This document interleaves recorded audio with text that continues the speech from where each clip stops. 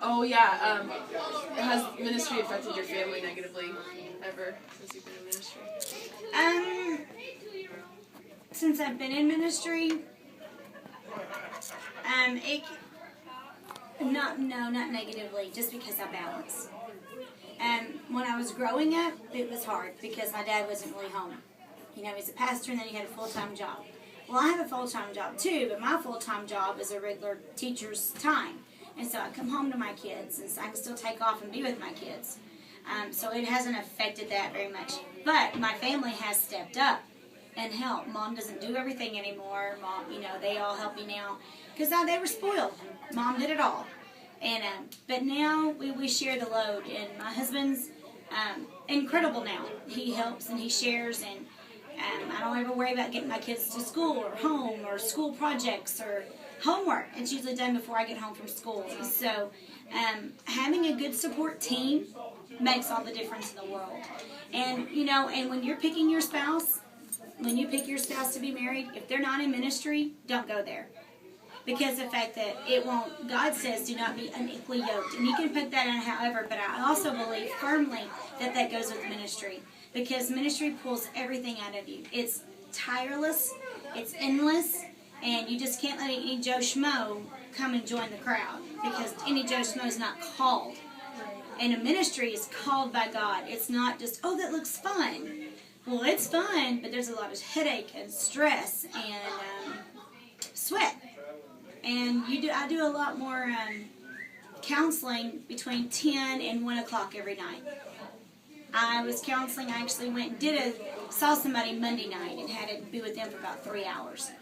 So, because of marriage problems? No, this is a teenager. Oh, okay. Yeah. I got what you're saying. This is a teenager. So no, it's just, you never know when it's going to happen. So that's how when I just look at Sean and I'll say, babe, there's somebody needing help. He's like, okay. And he's great with it. And but it's all about that. But I still went and ate with them. And then I came back and I took care of the situation. So it's just about balancing your life. My life is a jungle gym. If somebody tried to stay behind me and follow me, they couldn't keep up. I probably couldn't keep up. Do you think you've gotten better at that as you've gotten older and been in ministry for a long time? Oh, yeah. And it helps because my personal children are older. Right. You know, yeah. Moms, when your babies are little, they require a lot. But yeah, it helps a whole lot that they're older and they're more independent. But they come along and they support and they come with me, and we do ministry together now. So yeah, it is. Every day is a new day ministry. Don't think what you did yesterday, you'll do again today. Because there'll be a different opportunity, different person, a different situation. And so you take it for a grain of salt.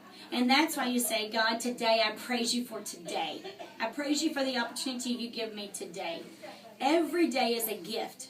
Whether we open that gift with a negative attitude or a positive attitude, but every day is a gift. And how you portray your gift, it says all about who you are. And that's what I learned in ministry. The thing I am a reverend in front of my name. But the thing about that is, that's a piece of paper, unless I show that. Today I had the greatest compliment at school from a school janitor. And she told me, she said, how are you doing? And I always say, I'm blessed and highly favored. And she's a beautiful African-American lady. And she said, do you know what you are? She said, not everybody can say that. She said, but you have the joy all the time.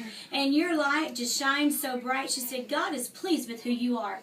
And to me, I thought, you know what? That just shares right there of who I am. And, I'm in PE, but it shares who I am every day, no matter what. You can't be one way one day and somebody else the other day. A minister of the gospel is a minister of the gospel when you're tired, when you're stressed out, when you're hungry, when you want to smack somebody. You can't act it. You can't even show it. You can't even show that you're mad. You can't.